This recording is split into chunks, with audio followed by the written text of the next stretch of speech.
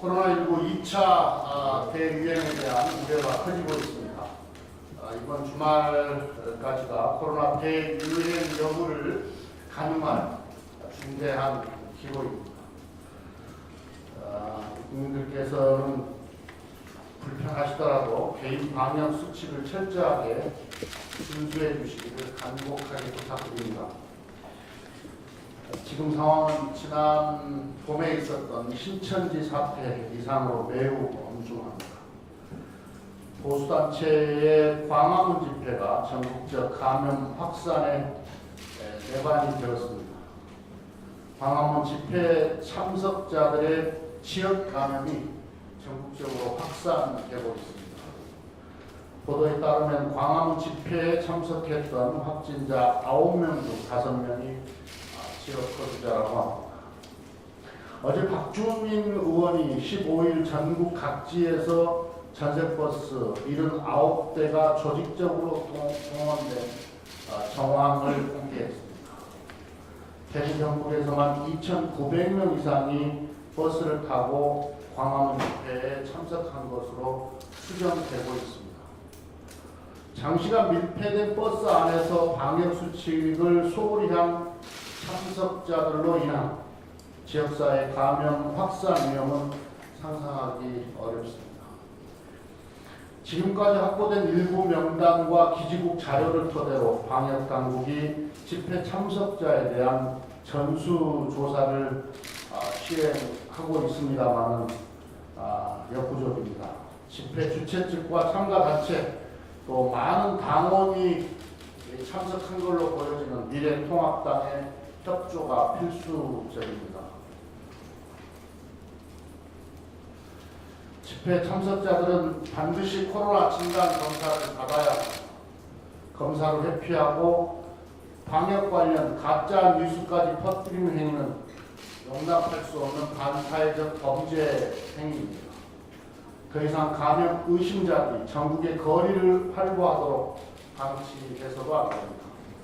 사법당국은 조직적으로 집회에 참석한 단체들에 대해서 압수수색을 해서라도 참석자 명단 확보에 나설 것을 주문합니다. 또한 자가격리 위반자, 역학조사 방해자, 방역조사와 진단 거부자 등에 대해서 엄정한 법 집행을 서둘러 주시기를 바랍니다. 광화문 집회 참가자에 대한 미래통합당의 책임있는 조치가 절실합니다. 광화문 집회가 끝난 지 5일이 지났는데 미래통합당은 집회에 참가한 소속 정치인과 당원들에 대해 아무런 조치 없이 관계없다 이런 식으로 강 건너 불구경식으로 수수방관하고 있습니다. 매우 유감입니다.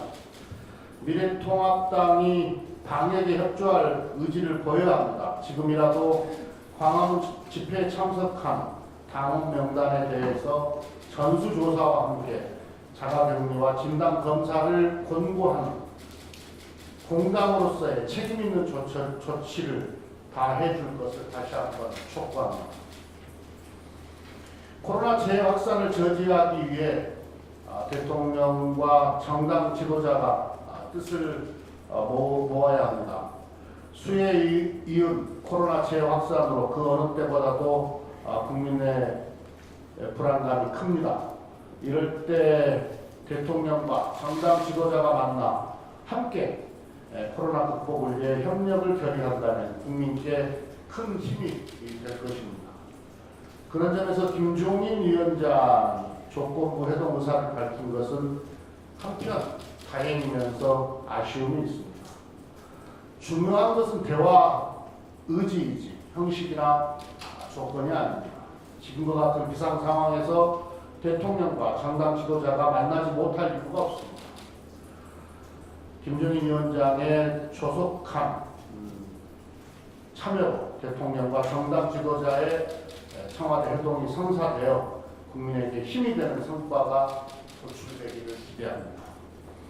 국회도 비상 상황에 적극 대응해 본연의 역할을 다해야 합니다. 청와대와 정부가 매일 코로나 재확산 상황을 점검하면서 대응책 마련에 부심하고 있습니다. 코로나19의 재확산세가 지난 3월 신천지 사태 당시보다 전파 속도가 더 위협적이기 때문입니다. 이런처럼 급박한 상황에서 국회도 코로나 대응을 위해 비상대응 체계로 나서야 합니다. 국회에 여야가 함께하는 코로나 비상대응기구를 설치해 매일 코로나 상황을 점검하고 국회 차원의 대응책을 마련하고 점검할 것을 제안합니다. 오늘 여야 원내대표 주례회동이 있습니다. 이 문제를 야당과 공식 논의하겠습니다. 미래통합당도 코로나 극복을 위해 긍정적으로 검토해 주시기를 요청합니다. 수해를 견디고 나니 코로나19가 다시 확산해 시리에 빠진 자영업자와 소상공인들이 많습니다. 코로나19의 재확산에 가장 먼저 타격을 입고 있는 것이 바로 소상공인과 자영업자이기 때문입니다. 정부는 사회적 거리두기를 2단계로 격상하며 수도권의 고강도의 방역 강화 조치를 실시하고 있습니다. PC방, 노래 연습장, 뷔페 등 고위험시설 12종에 대해서 집합 금지 조치를 시행했습니다. 불가피한 방역 강화 조치는 유동인구 감소와 매출 하락으로 이어져서 지역 상권에 악영향을 끼칠 수밖에 없습니다. 생업이 걸린 일터에 문을 닫아야 하는 자영업자와 소상공인을 생각하면 안타까움을 금할 수가 없습니다. 민주당과 정부는 코로나 재확산세를 최대한 신속히 저지하고 국민의 일상이 조기에 회복될 수 있도록 최선을 다하겠습니다. 경제 위축이 최소화되도록 자영업자, 소상공인 보호 대책을 적극 마련하겠습니다. 코로나 재확산을 대비해 소상공인과 자영업자를 위한 안전망을 재점검하겠습니다. 코로나19로 피해를 입은 중소기업 및 소상공인을 위한 대출, 보증 등의 금융 지원이 차질 없이 집행되고 있는지 철저히 점검하겠습니다. 또한 대출 만기 연장과 이자 상환 유예의 추가 연장을 독려하겠습니다. 금융 지원에 있어 추가적인 자금 수요에 대한 대책도 마련하겠습니다. 민주당은 정부와 함께 코로나 위기에 취약한 자영업자와 소상공인을 위한 안전망 확충에 다각도의 노력을 기울이겠다는 말씀입니다. 예, 코로나19가 우려스러운 속도로 확산되고 있습니다. 환자가 폭증하기 시작한 지난 광복절부터 어제까지 국내 전체 신규 확진자의 약 90%에 달하는 1,600명의 확진자가 수도권에서 확인된 데 이어 어제는 수도권 지역 일일 최대 규모인 252명의 환자가 발생했습니다. 대단히 엄중한 국면입니다. 특히 광복절 집회 참가자의 확진 사례가 계속 늘어나고 있기 때문에 이들에 의한 집단 감염 확산을 차단하기 위해서는 발빠른 방역 조치가 절실한 상황입니다. 그런데 바이러스 확산의 사실상 주범인 사랑제일교회 측이 비이성적이고 무책임한 태도로 국가 방역 체계 무력화를 기도하고 있어 대단히 안타깝게 생각합니다. 엉터리 교육 명단을 제출하거나 말도 안 되는 가짜 뉴스를 동원해 교인들의 자발적 검사를 방해하고 심지어 흉기를 동원해 방역 요원들을 향해 폭력을 행사하는 등 결코 있을 수 없는 불법 행위가 버젓이 벌어지고 있는 것입니다. 다시 한번 분명히 말씀드리지만 사랑교회 이 같은 행태는 우리 사회가 용인할 수 있는 한계를 넘어섰습니다. 공공의 안전과 질서 그리고 국민의 생명을 위협하는 사랑교회 측의 범죄 행위를 법과 원칙에 따라 강력하게 응징해야 합니다. 관련자 전원에 대한 신속한 사법 처리와 함께 구상권 청구 등 필요한 모든 형태의 민형사상 조치를 즉각 취해 줄 것을 관계당국에 요청합니다. 미래통합당도 이번 사태에서 결코 자유롭지 않습니다. 정광훈 목사와 사랑제일교회는 극우 개신교 세력이 그 세를 확장하는 데 있어 미래통합당은 누구보다 큰 자양분을 제공해왔기 때문입니다. 특히 이번 광복절 집회에 다수의 미래통합당 전현직 의원들과 방역위원장, 당원들이 참여한 사실이 확인되기도 했습니다. 정광훈 목사와 미래통합당 일각이 한몸이 되어 움직인 셈입니다. 미래통합당은 꼬리 자르기와 책임 떠넘기기에만 급급할 게 아니라 공당으로서 이번 사태에 대해 책임 있는 모습을 보여야 합니다. 미래통합당의 폭렬한 자기 방송과 초당적 방역 협조를 강력하게 촉구합니다. 최근 국내에 코로나19가 확산되고 있는 가운데 전 세계 코로나 현황도 매우 빠른 속도로 악화되고 있습니다. 누적 확진자 숫자가 이미 2,200만 명을 넘어선 데 이어 일일 신규 확진자도 30만 명에 육박하는 실정입니다. 이러한 감염병 위협의 지속에 따라 온라인과 비대면 등 디지털 경제로의 조속한 전환의 필요성도 날로 커지고 있습니다. 특히 데이터와 네트워크, AI 등에 기반한 디지털 경제는 언택트 시대의 패러다임 대전환에 맞서 산업과 경제, 새로운 활력을 불어넣고 사회 전반의 혁신을 가속화하게 될 것입니다. 디지털 경제의 도약은 생산 요소의 투입에 방점을 두는 기존 산업 정책의 낡은 틀을 변화시키는 것에서부터 시작합니다. 즉, 국민과 기업, 정부 등 핵심 경제 주체의 디지털 역량을 제고하고 모든 산업 부문에 디지털화를 촉진하는 작업을 함께 병행해야 디지털 기술의 정책적 효과 또한 극대화될 것입니다. 이를 위해 민관정의 적극적 소통과 협력이 절실합니다. 더불어민주당은 이 같은 노력의 일환으로 매주 현장 정책 간담회를 진행하고 있습니다. 어제는 일전에 말씀드린 것처럼 디지털 뉴딜의 대표 사업인 데이터댐과 관련해 다양한 의견을 경청하는 자리를 마련했습니다. 당정은 현장의 건의사항을 적극적으로 반영해 데이터의 수집과 유통, 활용 등 전 주기에 걸쳐 지원을 획기적으로 강화할 것입니다.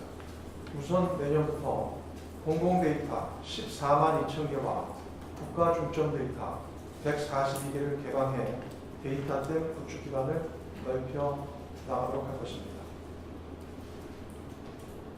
가명 정보 결합, 전문기관 지정 등 데이터 3법 후속 조치를 조속히 추진하고 글로벌 기준에 부합하는 AI 분야 규제 로드맵과 AI 윤리 기준도 신속하게 수립할 계획입니다. 관련해서 한 말씀 더 드리겠습니다. 오늘 오후 한국판 6일 당정추진본부 제1차 회의가 개최될 예정입니다. 당정추진본부는 더불어민주당의 K유딜위원회와 정부의 한국판 6일 관계장관 회의 간의 협력과 협업을 강화하기 위한 제도적 기반입니다. 오늘 자리에선 한국판 6일 주요 과제의 후속 조치 계획과 내년도 재정투자 계획, 뉴딜 펀드 조성 방안 등이 논의될 계획입니다. 당과 정부는 한국판 6일의 성공을 위해 국민들의 생생한 의견을 경청하며 앞으로도 긴밀하게 협력하도록 하겠습니다. 이상입니다. 대책위원장이 광주를 방문하여 5.18 민주화운동에 대한 미래통합당의 그동안 소극적 대응과 일부 정치인의 막말에 대해서 사죄했습니다. 자신이 과거 신군부의 국가보위비상대책위원회에 참여했던 것에 대해서도 사죄를 했습니다. 이러한 김종인 미래통합당 비상대책위원장의 사과는 늦어도 너무 늦었지만 일단 긍정적으로 평가하고 당연히 환영합니다. 그러나 이러한 사과가 미래통합당이 아닌 김종인 비상대책위원장 개인의 사과로 비춰진다는 의견도 있습니다. 일각에서는 코로나 확산의 진원지로 떠오른 광화문 집회에 미래통합당 책임론을 국면 전환하는 의도가 아니냐, 또한 호남에서 지지율을 끌어올리기 위한 미래통합당의 쇼로 보인다는 말까지 있습니다. 이러한 평가가 나오는 이유는 그동안 미래통합당이 오랜 시간 보여줬던 5.18 광주 민주화운동에 대한 행태가 지금까지 진정성이 없었기 때문입니다. 미래통합당은 그동안 5.18 광주 민주화운동을 폄훼하고 망언을 일삼은 자당의 정치인들에 대해서 지금까지도 당 차원의 징계 조치를 미루고 있습니다. 또한 조치를 한다 해도 국민의 눈에 한참 미흡했거나 국민통합과 피해자들의 요구를 응원해 왔습니다. 이는 만천하가 다 아는 사실입니다. 이에 미래통합당에 촉구합니다. 사과의 생명이 진정성과 실천인 만큼 5.18 민주화운동을 폄훼하고 망언한 미래통합당의 정치인들을 일단 철저하게 책임을 묻고 제명해야 할 것입니다. 그렇지 않은 국민들은 김종인 비상대책위원장의 사과는 개인 차원의 사과이며 쇼에 불과하다고 생각할 것입니다. 또한 5.18 진상규명을 포함한 유가족 지원 등의 5.18 3법에 대해서 국회에 함께 통과에 앞장서겠다는 약속을 공개적으로 해야 할 것입니다. 신속한 답변을 촉구하고 우리 당은 국민들과 함께 미래통합당의 진정한 사과가 진정성과 실천에 동반되는 것인지를 확인하도록 하겠습니다. 이상입니다. 다음 발언은 코로나 극복 상황실장을 맡고 있는 선임 대표 조승래입니다. 아직 공식 발표는 안 됐지만 코로나19 국내 1인 확진자가 20일 0시 기준으로 해서 288명이 추가됐다고 합니다. 아직 공식 발표는 안 됩니다. 지난 주말부터 연일 200여 명 안팎으로 신규 확진자가 폭발적으로 늘어나고 있습니다. 최근 일주간 신규 확진자의 90% 가까이가 수도권에서 발생했으며 종교시설을 중심으로 집단 감염의 추세를 보이고 있습니다. 또한 광화문에서 열렸던 집회 참석자들 사이에서도 확진 사례가 나타나고 있어 추가적인 확산이 우려되는 상황입니다. 정부는 코로나19 감염 확산을 차단하기 위해 서울, 경기, 인천 등 수도권을 대상으로 사회적 거리두기 2단계 조치를 19일 0시부터 적용했습니다. 해당 지역 내에서는 실내 50인 이상, 실외 100인 이상이 대면으로 모이는 모든 집합, 모임 행사가 원칙적으로 금지되었습니다. 또한 12종의 고위험시설과 실내 국공립시설의 운영도 중단되었습니다. 수도권에 위치한 교회들은 비대면 예배만이 허용되고 대면 모임, 행사, 식사 등을 금지하는 행정조치가 실시되고 있습니다. 또한 광화문 집회 참석자는 자발적으로 진단검사를 받도록 권고하고 있습니다. 이러한 수도권 상황과 관련해서 오늘 저희들은 보건복지부 강도태 기획실장을 비롯한 관계자들로부터 코로나19 수도권 대응 방안에 대해서 보고를 받았습니다. 정부가 마련한 방안은 방역, 의료, 사회 등 3개 분야로 나누어져 있습니다. 방역 대응 방안은 전파 신속 차단에 초점을 맞추어 빠른 자가격리 안내와 대량 진단 검사를 실시하는 것입니다. 의료 대응 방안은 환자 증가 대비에 중점을 두고 수도권 3개 지자체가 병상, 인력, 물자 확충에 공동 대응하여 신속한 환자 배정 치료 체계를 마련하는 것으로 필요시에는 전국 단위의 공동 대응 방안도 마련할 예정입니다. 사회 대응 방안은 앞서 말씀드린 사회적 거리두기 2단계 적용을 주 내용으로 하고 있습니다. 정부 엄중한 조치는 코로나19 2차 대유행을 막고 위기를 최소화하기 위한 것입니다. 국회도 이에 맞추어 코로나19 예방 조치를 강화 시행하기로 했습니다. 국회 도서관 주관, 상임위 회의와 국회 내 행사의 참석 인원 제한 및 참석자 명단 제출 등 적극적인 방역 조치를 실시하고 있습니다. 더불어 3차 추경에 반영된 상임위 회의장 비대면 회의체계 구축 예산을 활용해서 비대면 회의체계 구축 절차를 진행 중이고 국회의 비대면 표결을 위한 비대면 국회법도 어제 제가 발의를 했습니다. 또한 당과 정부는 감염병 대응 체계를 더욱 확고히 하기 위해서 역학조사, 개인정보 보호, 격리조치, 의료지원 등과 관련하여 필요한 감염병 예방법 개정을 추진할 것입니다. 공공의료체계 확충, 검역인프라 강화, 비축물자 확보 등 관련 예산 4,315억 원도 2021년 예산에 담을 수 있도록 노력하겠습니다. 뿐만 아니라 2차 대유행이 다가온다는 위기감을 안고 상황 변화에 따라 언제든 방역 대세를 격상하여 가동할 수 있도록 만전을 기할 것입니다. 지금의 위기를 극복하기 위해서는 국민 여러분의 이해와 협조가 반드시 필요합니다. 강화된 방역 조치로 많은 분들의 일상에 큰 어려움이 있을 것입니다. 하지만 엄중한 위기 상황을 이겨내고 우리 경제와 민생이 다시 회복의 국면을 맞이할 수 있도록 국민 여러분께서 함께 뜻을 모아주실 것을 간곡히 부탁드립니다. 더불어민주당과 정부는 국민을 지키는 안전선을 사수하기 위해 모든 노력을 쏟겠습니다. 이상입니다.